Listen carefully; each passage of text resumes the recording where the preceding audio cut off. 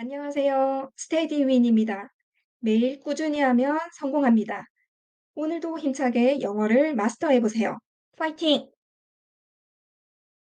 What Men Live by Tolstoy. 톨스토이의 사람은 무엇으로 사는가? Chapter 3. 제3장 영어 음성만을 들으며 확인 학습하기. Simon's wife had everything ready early that day. She had cut wood, brought water, fed the children, eaten her own meal, and now she sat thinking. She wondered when she ought to make bread, now or tomorrow. There was still a large piece left.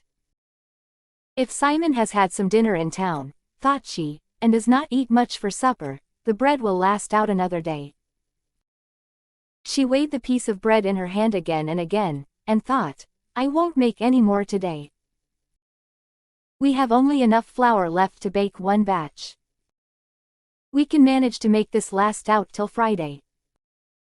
So Matryona put away the bread, and sat down at the table to patch her husband's shirt. While she worked, she thought how her husband was buying skins for a winter coat. If only the dealer does not cheat him. My good man is much too simple, he cheats nobody, but any child can take him in. 8 rubles is a lot of money, he should get a good coat at that price. Not tanned skins, but still a proper winter coat. How difficult it was last winter to get on without a warm coat. I could neither get down to the river, nor go out anywhere. When he went out he put on all we had, and there was nothing left for me. He did not start very early today, but still it's time he was back. I only hope he has not gone on the spree.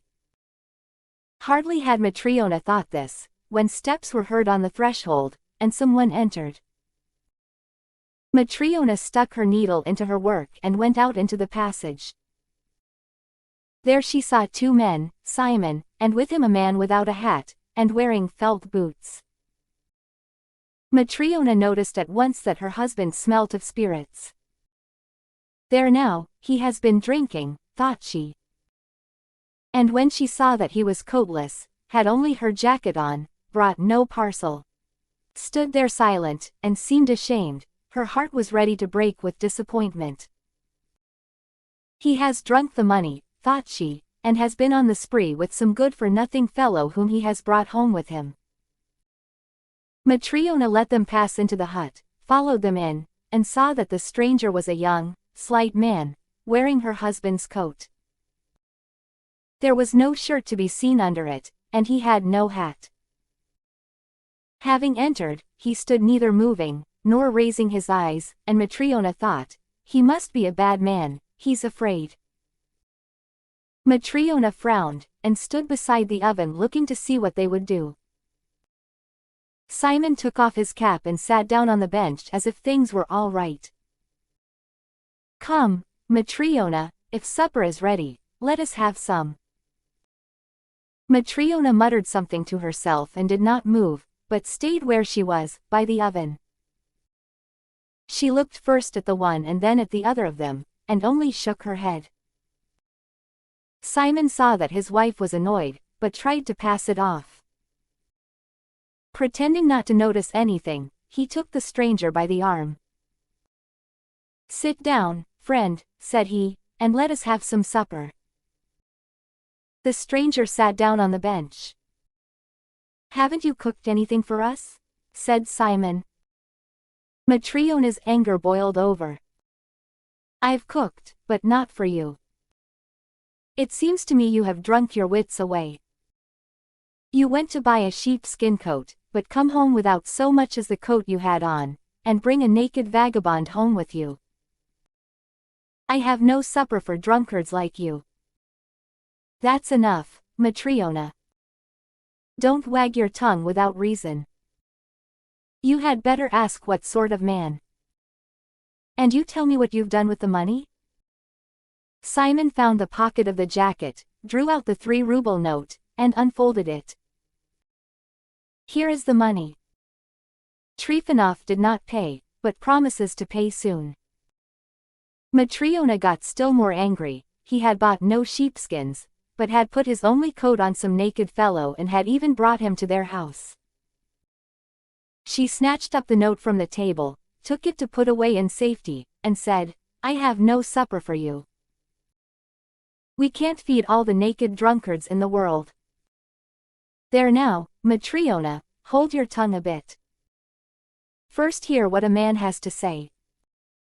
Much wisdom I shall hear from a drunken fool. I was right in not wanting to marry you, a drunkard. The linen my mother gave me you drank, and now you've been to buy a coat, and have drunk it, too." Simon tried to explain to his wife that he had only spent 20 kopecks, tried to tell how he had found the man, but Matryona would not let him get a word in. She talked 19 to the dozen, and dragged in things that had happened 10 years before. Matryona talked, and at last she flew at Simon and seized him by the sleeve. "Give me my jacket. It is the only one I have, and you must needs take it from me and wear it yourself. Give it here, you mangy dog, and may the devil take you." Simon began to pull off the jacket, and turned a sleeve of it inside out. Matryona seized the jacket and it burst its seams. She snatched it up, threw it over her head and went to the door. She meant to go out, but stopped undecided. She wanted to work off her anger, but she also wanted to learn what sort of a man the stranger was. Chapter 4. 제4장 영어 음성만을 들으며 확인 학습하기. Matryona stopped and said, "If he were a good man he would not be naked. Why, he hasn't even a shirt on him. If he were all right, you would say where you came across the fellow." "That's just what I am trying to tell you," said Simon. "As I came to the shrine I saw him sitting all naked and frozen. It isn't quite the weather to sit about naked. God sent me to him, or he would have perished. What was I to do? How do we know what may have happened to him? So I took him, clothed him, and brought him along. Don't be so angry, Matryona. It is a sin. Remember, we all must die one day." Angry words rose to Matryona's lips, but she looked at the stranger and was silent. He sat on the edge of the bench, motionless, his hands folded on his knees, his head drooping on his breast, his eyes closed, and his brows knit as if in pain. Matryona was silent, and Simon said, "Matryona, have you no love of God?" Matryona heard these words, and as she looked at the stranger, suddenly her heart softened towards him. She came back from the door, and going to the oven she got out the supper. Setting a cup on the table, she poured out some kvass. Then she brought out the last piece of bread, and set out a knife and spoons. "Eat, if you want to," said she. Simon drew the stranger to the table. "Take your place, young man," said he. Simon cut the bread, crumbled it into the broth, and they began to eat. Matryona sat at the corner of the table, resting her head on her hand and looking at the stranger. And Matryona was touched with pity for the stranger, and began to feel fond of him. And at once the stranger's face lit up, his brows were no longer bent, he raised his eyes and smiled at Matryona. When they had finished supper, the woman cleared away the things and began questioning the stranger. "Where are you from?" said she. "I am not from these parts." "But how did you come to be on the road?" "I may not tell." "Did someone rob you?" "God punished me." "And you were lying there naked?" "Yes, naked and freezing. Simon saw me and had pity on me. He took off his coat, put it on me and brought me here." And you have fed me, given me drink, and shown pity on me. God will reward you. Matryona rose, took from the window Simon's old shirt she had been patching, and gave it to the stranger. She also brought out a pair of trousers for him. There, said she, I see you have no shirt. Put this on, and lie down where you please, in the loft or on the oven. The stranger took off the coat, put on the shirt, and lay down in the loft. Matryona put out the candle, took the coat, and climbed to where her husband lay. Matryona drew the skirts of the coat over her and lay down, but could not sleep. She could not get the stranger out of her mind. When she remembered that he had eaten their last piece of bread and that there was none for tomorrow, and thought of the shirt and trousers she had given away, she felt grieved. But when she remembered how he had smiled, her heart was glad.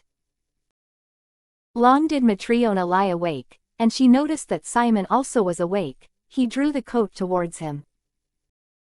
Simon. Well? You have had the last of the bread, and I have not put any to rise. I don't know what we shall do tomorrow.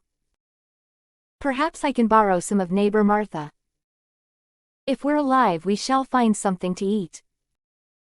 The woman lay still a while, and then said, He seems a good man, but why does he not tell us who he is? I suppose he has his reasons. Simon. Well? We give, but why does nobody give us anything? Simon did not know what to say, so he only said, Let us stop talking, and turned over and went to sleep.